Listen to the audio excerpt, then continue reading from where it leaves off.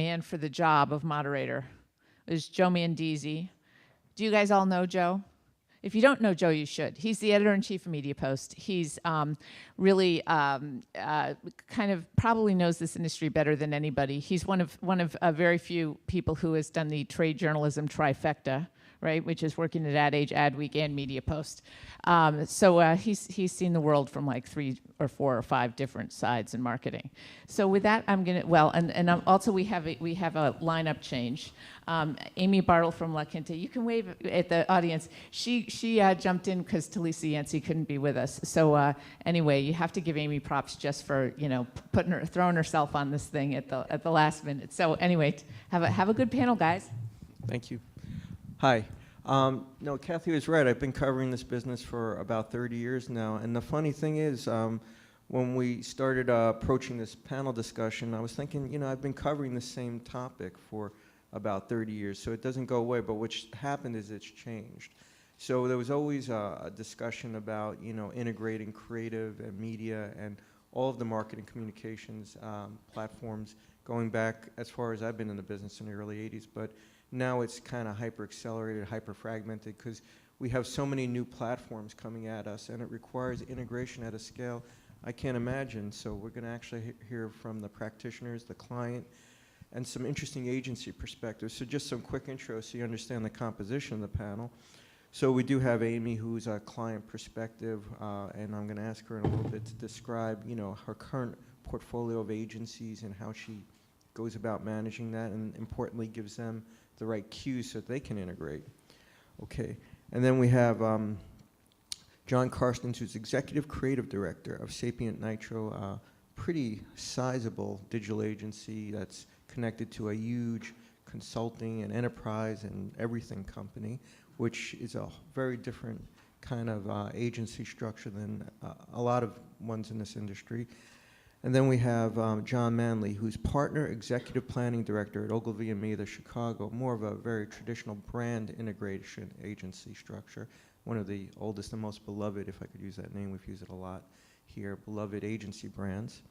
And then we have Don McNeil, who's President of Digital Kitchen, probably the most pure play of the digital shops here, and a different scale agency working with clients in different ways.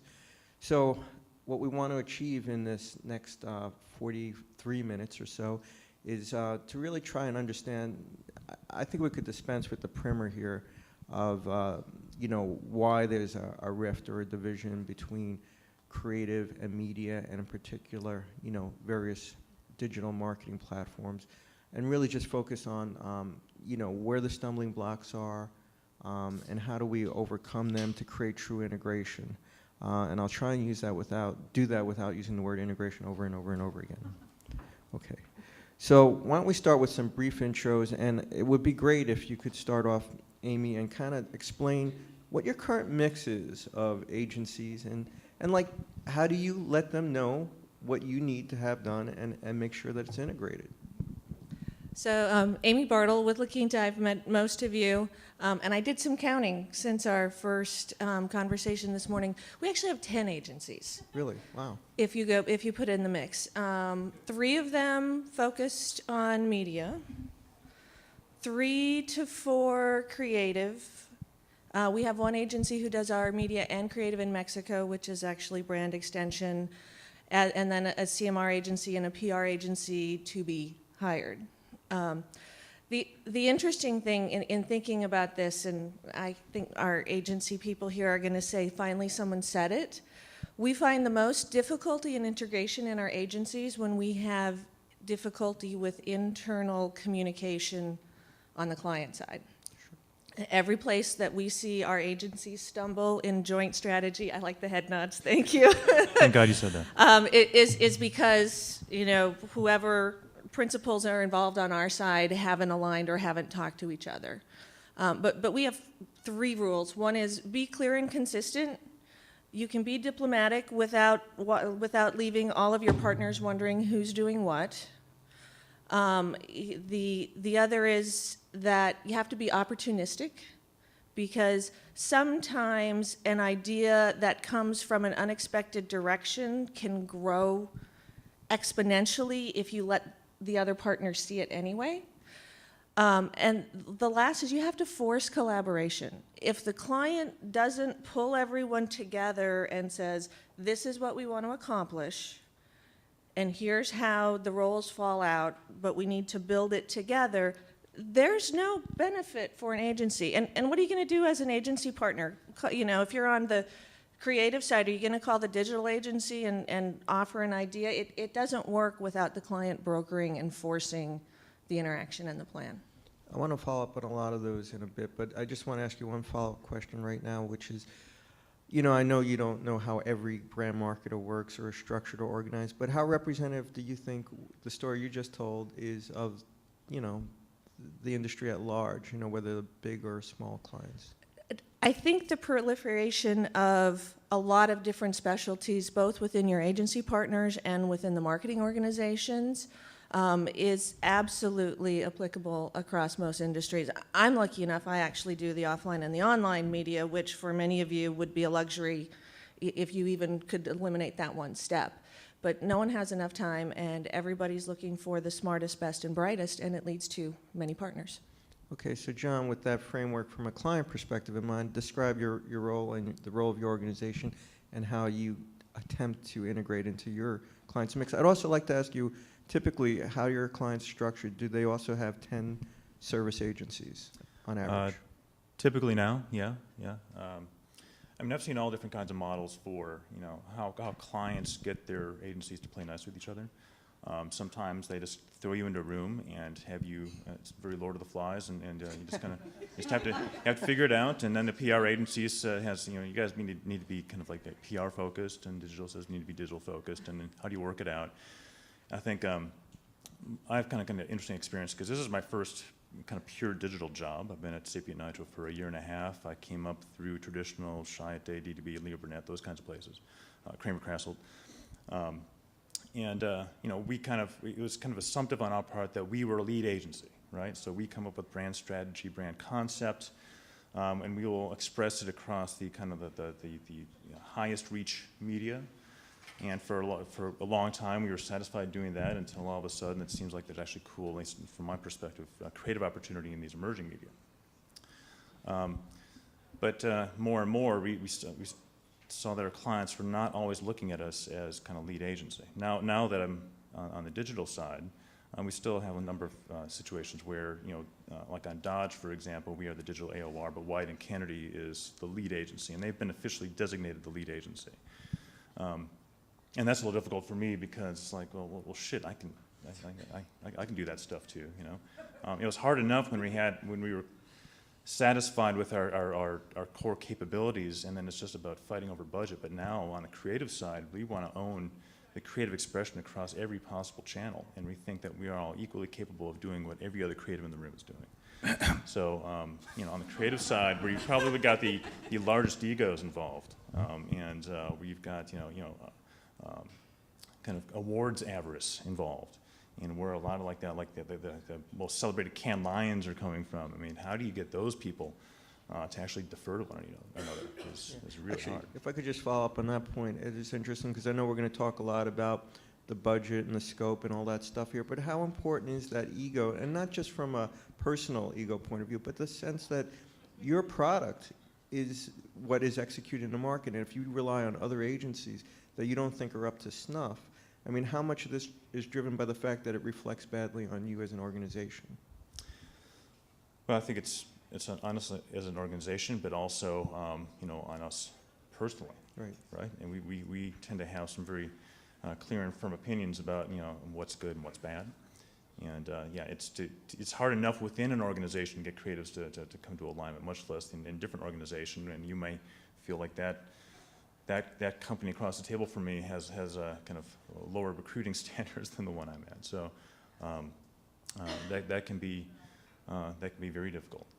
But it's ultimately in the room. I guess you just have to find, you know, demonstrate that you've got a point of view that is worth listening to and respecting. I do my best to play nice. As an organization, Sapient Nitro, we position ourselves, you know, constantly as we will play nice. We will slide ourselves into here if you just want us to be in here, but if you want us to do this, we can do that as well. But in this company, I've also tried to been trying to tell people that let's also not be naive about what those other agencies are doing, because they could very easily eat our lunch if we're too Pollyanna about it. I want to come back at some point and hear how you actually do that. So, John, when I think of creativity and I think of branding, I think of Ogilvy and Me. They're literally, I mean, you're one of the iconic agency brand names, and you've done your organization's done a masterful job of adapting into this, multivariant communications world. So, describe a little bit of how you're positioned in this particular subject of how do you integrate. I mean, I still think of you guys as being the lead, although we'll come back and find out what lead agencies are now.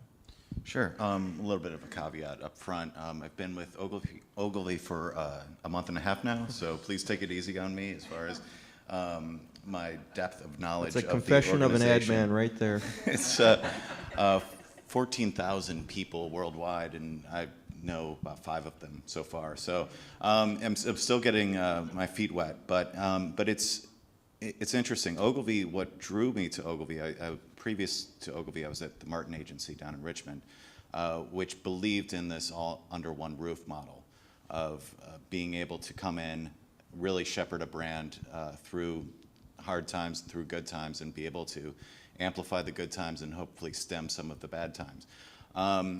But depending on the piece of business, it was different. I worked on Pizza Hut in my last was one of my last accounts that I worked on at Martin, and it was the best of breed model, where it's it was us as the creative agency. We had media partners out of Publicis down in Dallas, and the digital shop switched to Huge out of Brooklyn. They're specific to say Brooklyn, not Manhattan. Dumbo. Yep. And it was so it was more of a best of breed model, and when it works well. And what it really takes for me is, you mentioned it before, from the client side, having a champion of collaboration, having that client who's saying, all right, here are the clear lines of delineation. Budgets are set. We don't want a turf war to kind of ensue. We want you guys to collaborate. We want you guys to work together. We'll be involved from a client standpoint at certain times, but we also want you to work separate from us, really get together, solve problems for us. There's a great saying, a problem clearly defined is half solved. And for us, I think that's shared DNA across any agency, whether it's digital, media, or creative. It's about solving problems, and the minute you start to kind of define the environments that you want us to kind of play in, that's when we'll probably start to get a little territorial. Going back to Ogilvy, Ogilvy's model is about unification. We've got a strongly built up social presence, Ogilvy Social, along with PR. We've got ramping up a digital group that's getting to a best of breed presence. And on the piece of business I work on right now, which is a rather large CPG company here in Wisconsin, can't really name the family company by name, but they believed in that model of unification, bringing everyone together in order to make sure that the best product comes through. And when it's clearly defined, everyone works better together. And once that idea is developed, whether it comes from a Sapient Nitro, whether it comes from an Ogilvy or Digital Kitchen, everyone can rally around it, as long as it feels like it's not, the Lord of the Flies situation where everyone's competing for jockeying for that kind of high position on the totem pole. So I don't know if that clearly answers your question. It's a good baseline. I mean, what we're trying to do is establish the points of view here. So Don, you represent another point of view, which is you're probably the most pure play digital, although you deal in all media. You're also neutral in the sense that you don't actually buy paid media per se. You work with other agencies on behalf of your clients to do that. So give a little perspective on how you fit into this. Okay, great. And by the way, when I started Digital Kitchen, I was working at Ogilvy, Chicago. So I've fond memories of Ogilvy, but certainly I have reason to believe that there was an opportunity for more of a boutique, pure play agency to emerge. In terms of what, are many of you familiar with DK? Just, can you raise your hands if you are? So we're sort of unique in the sense that we're an ad agency that really focuses on digital and entertainment, but we make content as well. So we come up with ideas and we make it. So some of our notable work would be, work for HBO, and we won the Cannes Grand Prix last year for Cosmopolitan. But when you really look at all that work at Cosmopolitan Hotel, it's not really that digital, and it's not really that, or only digital, and it's not really that traditional. So when we get called, in terms of talking about digital kitchen, the thing that's so interesting is when you have a number of different agencies, they usually start, my experience is clients usually start with 1, 2, 3, or 4. By the time DK gets called, everybody else has failed to deliver a lot of the time. So there is territorialism, or it's sort of hard not to try to be the lead. And we're also very much about the creative, and because a lot of our work is an agency of record, we definitely have contract relationships, AOR relationships, but we could work project or not. So much like Sapient, I think we kind of come in a unique way. And in truth, we probably shouldn't be very threatening, but I think a lot of the agencies feel very threatened when we are invited, or when we're sitting around the round table. But all that being said, I think some of the best projects we've ever outputted have been collaboration with other agencies. We do a tremendous amount of work with HBO, and BBDO is their lead agency for the brand, and we work on shows.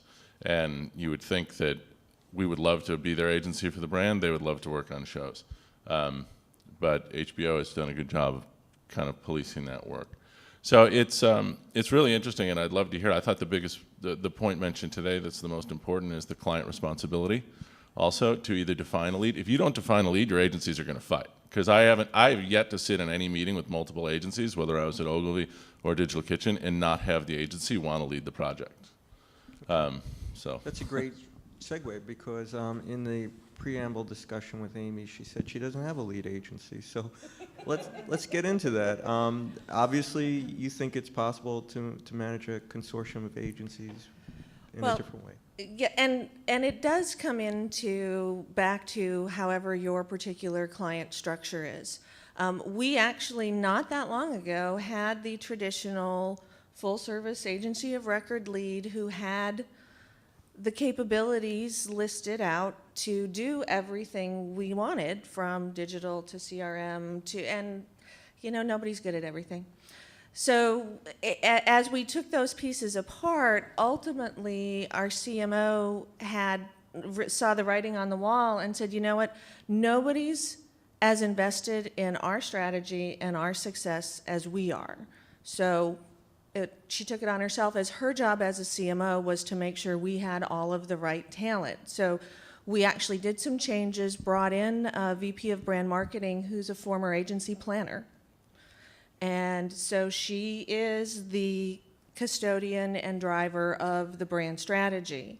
And I had done the brand management and offline media, pulled all the media together, so now she and I work in tandem from a brand strategy standpoint and how it plays out. So it's, in our situation, it works because our CMO hired in and created job structures to make it work. If in other client agencies you don't have that planning skill set, you're going to have to find a really strong agency to help you, because the planning we've seen is key. the other thing I think that either spreads or quells territorialism is the financial and remuneration part. One way to really stop the agencies from bickering to be the lead is pay everybody the same amount. I could guarantee you're going to lose a lot of them right away. But or at least a lot of their anxiousness. But I'm curious though too on the media side. You know, that's been the one that I thought to talk about today that I'd really love to hear from the panelists is that, you know, we're lucky at our company to the media we really concentrate on is either the owned media, the utilizing your existing assets, or the earned media side.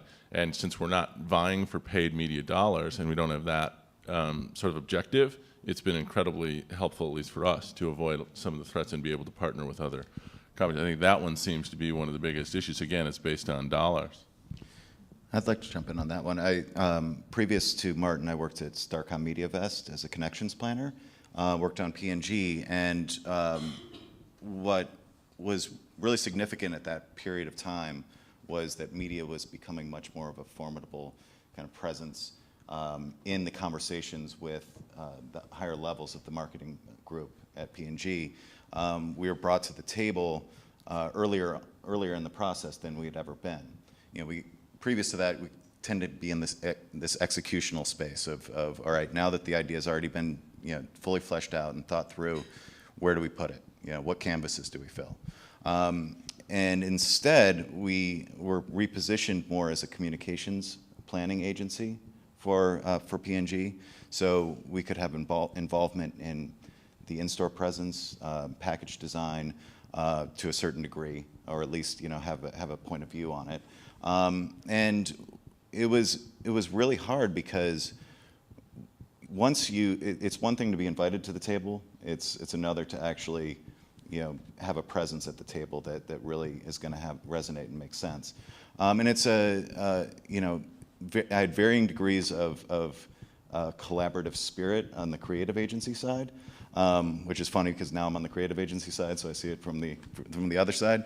But I won't name names of those creative agencies, but there were a lot that were very, very collaborative and really interested in how they could partner with us. They saw the power of the power of I guess, creative and media, message and media. And then there were others that were somewhat arrogant or trying to do an end around to try to get the media business from us. So you kind of had to figure out how to keep your friends close and your enemies closer a little bit. And did the client allow that, though? I mean, how do you feel about that as a client? Are you do you deliberately leave some money on the table for the agencies to try to find, or do you very much delineate ahead of time? Well, if your innate model is you want your agencies to compete, thinking that's going to get you the best plans and the best ideas, you're not going to get collaboration. As much as we'd like, the Lord of the Flies said there may be a winner, but all of the losers could have contributed. So we, for the most part, deliver up a delineated budget of what's going to each section. However, we're open to move within that area as we find. I will say the media pieces are getting harder as media and devices integrate, because there are so many spaces that are no longer a pure digital, pure broadcast, pure print play. That's one of the things as we kick off the 2013 planning, and we're talking about, we're having some really candid conversations about, let's figure out, anyone who can surface the ideas, let's surface them. We'll sort out who's going to execute the buy based on what makes the most sense when we know what it is. But it is getting more challenging on the blend. Yeah. By the way, that's the thing that fascinates me most, and I'd really like to personally hear from all of you, is this basic issue. What is media? What is content? What is brand? What is platform? What is creative? The winner at this year's Cannes Festival in France for both the Cyber and the Titanium was RGA for Nike Fuel Band. The work they did had some digital execution, but was really product experience and design work. And Cannes didn't have a category for that, so they awarded them for these other things. But I know Sapient does a lot of that work too. When you're getting into like these gray areas of defining what a consumer's experience is with the product, what is that? I mean, these lines are blurred so much, and then, yeah, you're the relief pitcher who comes in when these guys fail, but the truth is you're all collaborating to define the customer experience, and how do you work towards that end when you don't even know what media is sometimes? From digital kitchen perspective, that's the opportunity. I mean, we really start, and one of the reasons we deliberately don't have paid media, we have clearly people that understand it and can operate with the client and figure it out. But we start with trying to generate the right creative ideas, most agencies do, but really try to earn media and own media. And really focus there and say, what can you do without spending money? What can you do based on the story, the creative idea? I thought that presentation about GE was so great, about being honest with yourself and brands trying to be authentic and real about what you can and can't do. And that's really where we try to start. Then you use paid media to fill in the gaps of what you can't achieve, either through conversation, through other digital aspects, through traditional aspects, whatever it is. How do you take advantage of what you have? And I think then what becomes is there is a gray area, a fourth area, and we see that a lot. I can empathize completely. Just this week, we released a bunch of stuff that's sort of tablet-y and gamey, but it's sort of website-y, and for Falling Skies, a TV show, but they're totally divided in the client side. And so the media didn't want to pay. Everyone knew that it should be paid for. Nobody wanted to pay for it out of creative. In fact, it was media. So it took a while, and we're fortunate to have clients that respect and appreciate the value of the work. And again, you have to have kind of luck. And in this case, the third party, Spielberg, is the producer of the show, so he was fairly influential in getting it done. But if you don't have someone like that, it's odd. And so I do think that the biggest struggle in the future will be defining how the dollars get paid for the kind of quasi-media, quasi-creative deliverables.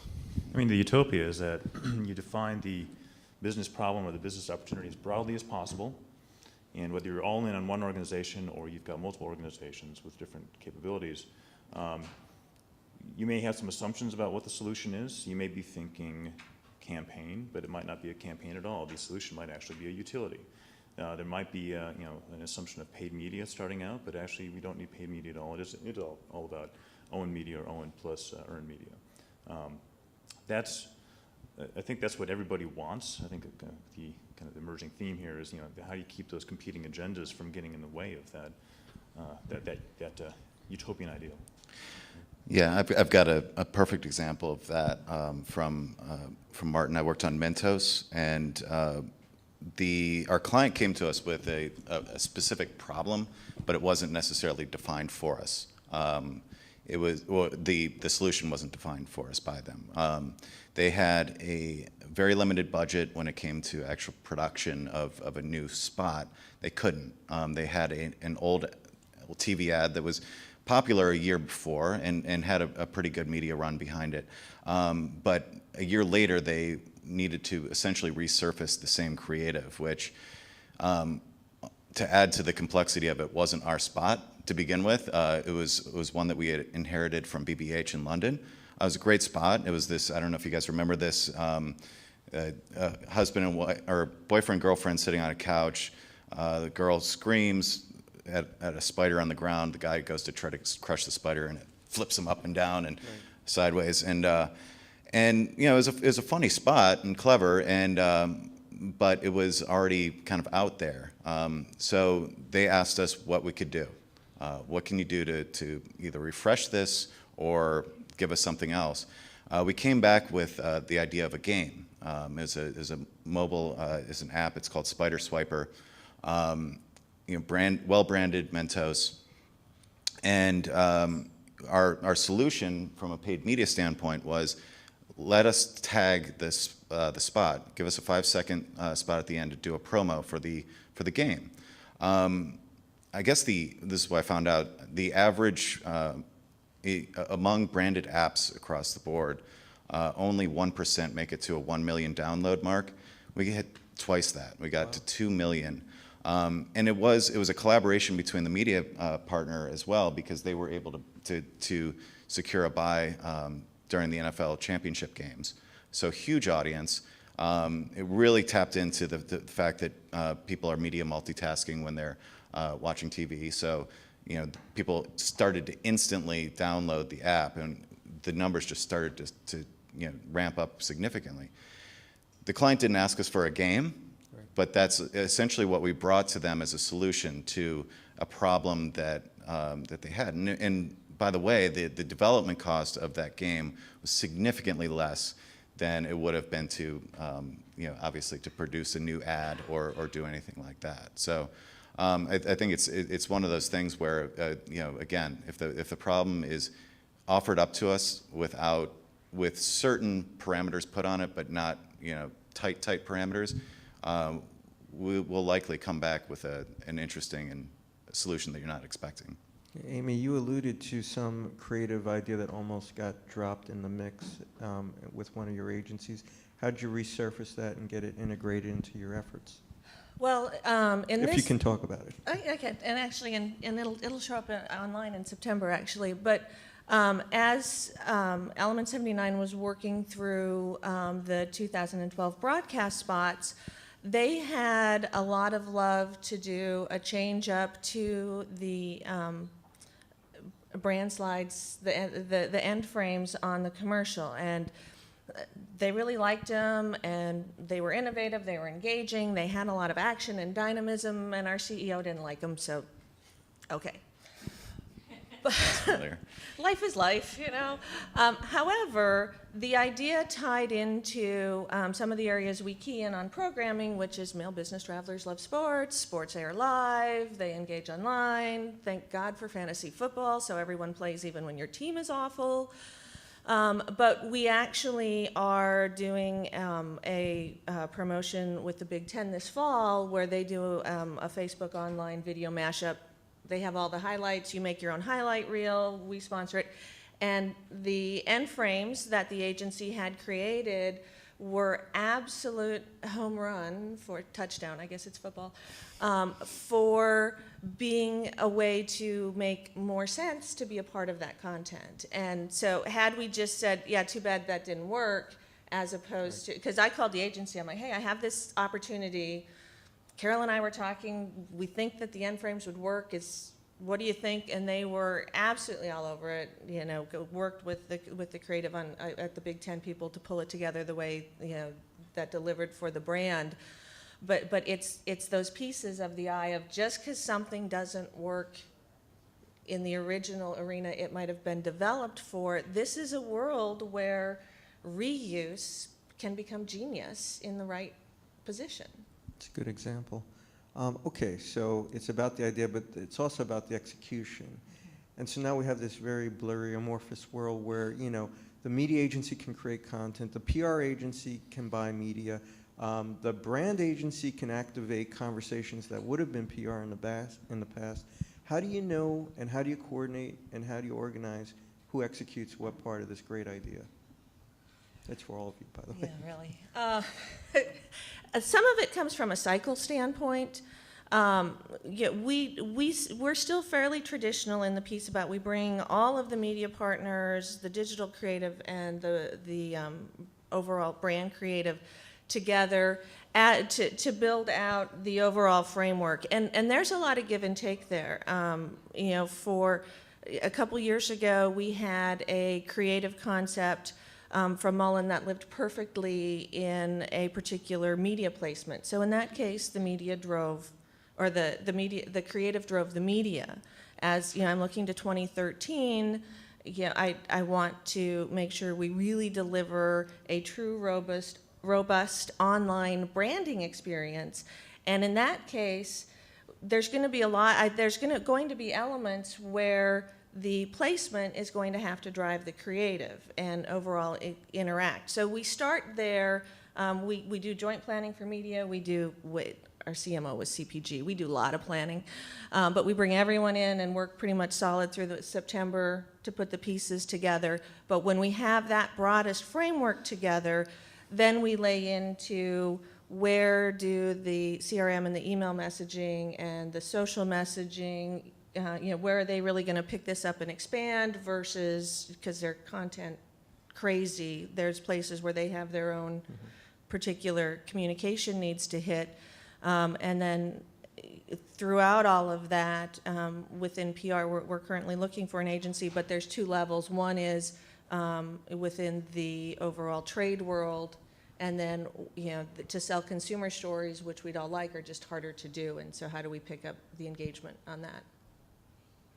Well, something that just occurred to me is it'd be interesting if a media agency were actually identified as kind of the mediator between all the companies. Because I mean, the tension between creative agency and media agency is probably the least amount of tension from my experience. It's when you've got others. They usually hold by the same holding company, right? Well, there's that, but just on a personal level, I mean, it's that I've had a much easier time collaborating with media than, okay, so Harley Davidson is kind of an interesting kind of model right now that I'm experiencing. So they've got Victors and Spoils, which does some traditional media, although they're a very non-traditional company because of their crowdsourcing model. They've got VSA Partners, who's just historically a design firm that's kind of getting deeper and deeper into branding and stealing a bunch of Leo Burnett people. They've got Sapient Nitro, who, to kind of pigeonhole us, we're like the website people. But we also do some social, but then they've also got, Weber doing part of the socials through the PR. They've got Digitas, and we probably have the most kind of overlap with Digitas, and probably there's the most posturing there in terms of like, I can do what you do. Oh yeah, I can do what you do. But we've got Starcom in the room as well, and they don't get mixed up in any of that shit. And if they're in the room where kind of strategy and concept is being created, they probably have the best perspective on, okay, so what is really the most effective way of going about this? The only conflict there that I can imagine, though, is if it turns out, paid media is actually not the way to go at all. Right. Then what do they do? This notion of a lead integrator is an interesting idea. You're saying you play that role somewhat in-house. You're saying that Ogilvy's position is to do that. You're saying the media agency can do that. But somebody has to be designated to do that? Well, so what Harley does, so it's not Starcom, that's not the role they've given them. They actually hired this guy named Jim Nelson, who is the chief creative officer at Carmichael Lynch on their brand for 17 years. Okay, so similar. So they brought him in, and now it's not just, they've identified this person, you have to listen to him. I mean, it's something that we all kind of intrinsically respect. I mean, and who knows that brand better than this guy does? And that's a really interesting model. So we do these agency scrums, and he is the one that kind of makes sure that everybody's working in the best interest of the brand. Well, Google did the same thing, and I think you said you did the same thing. So is that the secret sauce? You find your best in breed agency coordinator and bring them in-house? But most of the time, a lot of the agencies, they're not designed or paid to integrate. And I think that that's a responsibility that should be opted into. I mean, I think you find yourself there by default. Again, if you come up with the creative tends to lead by my experience, regardless of the money. So when we come up with a great idea, your example was, I think, interesting. And that, again, you found all sorts of creative offerings that you had produced that then seemed to be able to spread in other directions. But I think nowadays people are really trying to forward think about and pre-visualize how multiple creative from multiple places can work. And so but again, I go back to the lead idea, and I think media too often or technology is what clients would predict should lead the process, or this feels very techy, so let's have a digital company, or this feels very much about huge media spend, so let's make sure the media company's involved. And where at the end of the day, I think the two components, in my opinion, should be, first of all, the client open and understanding about how to police the agencies, and then the second is designate, and it should be given to whoever the creative lead is. And that's the most, I think you're going to see change with media companies being more territorial, because what happens is, at least, hey, we've got X amount of millions of dollars, what do we do? And frankly, that's how it should work. Now, the fact that there's multiple agencies is because everyone can't answer that. But the person that comes with the best solution should either get all of it, or the agency should either get all of it, or at least also be very realistic themselves. I think about what their capabilities are. We find ourselves in that position a lot, and I'm very proud to say that a lot of the time we realize we're not great at email, CRM, or complicated, X, Y, and Z, and we'll deliberately carve that out, and also the appropriate amount of money. And when that works, you get hired again. We have never been fired for making clients money, Right. but I can guarantee you're going to be fired for losing money or being too territorial. Okay. Okay, so which came first, the subservient chicken or the whole egg? So, what are the roles of holding companies in this? Obviously, you're not all part of holding company mixes. Sapient's still an independent part aligned to a giant. I still have a lot of WPP stock, though, from my old Ogilvy days. Well. And it does nothing for me, by the way. Let's just start there. And I just was thinking of media neutrality, but there's portfolio issues here as well. But seriously, I mean, the whole argument for, there have been attempts in recent years for holding companies to marshal all their best in breed service solutions on behalf of a client, sometimes working with outsourced AOR agencies. But there's also been huge failures, like inside WPP, the creation of Enfatico for Dell Computer. Now, maybe it was the people in that organization, but there are as many good stories as you hear about it, there are bad stories about trying to have one organization service everything about that client. Might as well start with you. Yeah, I think it's interesting you bring up Enfatico. I think that some of it has to do with the talent that you're able to draw when you create a model like that. You know, I was drawn to Ogilvy because of the, you know, opportunity very specific on the piece of business I'm working on, but also there's the kind of the possibility that I can, you know, one day work on another piece of business or in another office, or maybe, you know, get global opportunity. When you rally around one brand or one company and try to pull people in for that, it sometimes can feel like a bit of a life sentence. Right. and if you don't feel like you have the opportunity to explore, I mean, we're drawn to agency life because either we're schizophrenic a little bit or have short attention spans, or both. And we want to be able to kind of dig into new ideas and really delve into new problems to solve. So I think that's a part of the rub when it comes to creating this, you know, standalone agency that is responsible for one piece of business. You know, I think that I do think it's interesting when it can work, and it does work well when you have a holding company that is kind of takes their best of breed from media, their best of breed from creative, their best of breed from digital, and brings those groups together under that holding company flag, because they're kind of there's inherent collaboration going into the situation. So I don't agree at all. Really? No offense. Yeah. I think Do the tell. holding company model is a disaster, because you're not at, there are 2,000 or 3,000 agencies, right? So they're publicly traded, and the stock is dropping, and so they're just the whole objective of a holding company, from my standpoint, is to try to make 30% for the holding company. The amount of tax they put on an agency financially means that there's almost no way to work on behalf of the client. So when you just bundle a bunch of really desperate people together, and you create total territorialism by the business model, because the agencies and the groups that work within the holding company have to beat one another for their own success at the holding company. And so I think that those groups walk in without the client's best interest in mind, and I think it's really dangerous for our industry when you talk about at least the gigantic holding companies, WPP, Omnicom, Interpublic. And it's really scary, in my opinion. But you're not shorting your WPP shares. Well, I can't sell them. Yeah, I mean, yeah, I could short them, but yeah, that's a good idea. As a matter of fact, Yeah, Amy, and you I do would that just when I say, leave. yeah, and from the client side, anytime we've worked with an agency that tries that holding company partner model, we've overpaid. And we've demanded that we unbundle and use other partners, because it doesn't work. Yeah, The client will end up paying for mediation. You're going to pay the agency to mediate their bad behavior. Well, and on the ground, the sister agencies do not necessarily collaborate any more effectively than if they were for completely different holding companies, right? Well, at the rate it's going, you're going to be part of WPP pretty soon. So we have Yeah, we're going time to for try to questions. stay ahead, Joe. Okay. So I think you know, we have time for maybe like one question. So come on, these guys have said all this great stuff. You got to have a question. Okay. Well, I'm kind of curious about what your take is on when a company like AKQA decides to get bought by WPP. I mean, like, obviously the principals get to cash out, but I mean, you know, are these benefits that we see spouted in press releases at all real?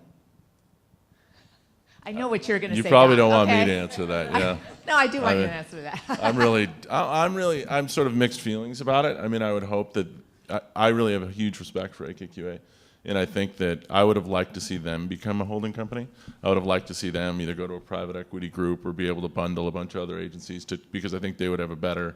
If the goal is for them to help collaborate or create a new agency, then I think it was a mistake. If they are just trying to cash out, or if there is. In some ways, I think WPP's better off with them than without them. I don't know if AKQA is better with WPP or not. But at the end of the day, whatever that works for the client. And so my hope would be, what I don't know is if that was really directed toward a benefit to the client. And if it was, then maybe it'll work. But it's, again, you could be a holding company or owned by a holding company and just not try to collaborate or try to become. It's like dropping an ice cube in coffee and hoping it freezes. It's just never going to happen. And so, but if you just want to cool off the coffee, it's a good idea. And I guess it's sort of how you look at it, I guess, is for me. Yeah. Okay. I mean, it is interesting. WPP's been acquiring so many different digital, AKQA, Schematic, Digitaria, Rockfish, and keeping them as separate. They're not integrating them. So I'm curious. Well, so will Sapient become a holding company? Yeah. In a way, it already is, Right. but it does fully integrate, and so we don't realize it, right? They don't keep these separate brands alive, really, except with the exception of Nitro, and so they decided to call the marketing arm Sapient Nitro. That was kind of really the first time a digital agency. Again, we don't call ourselves an agency because we're consultants and all a bunch of other stuff that I can barely understand. But when the way the press played is like really the first time a digital agency acquired a traditional agency, on a deal of any sort of scale. So we are now Sapient Nitro. But we are, and I think Sir Martin has certainly made overtures to us, and as we say no thank you. I think we're growing pretty fast. I don't even know what defines independent anymore, frankly. I guess some people call us independent, but we've been gobbling up companies for the last 20 years. No, I think we solved the problem, didn't we?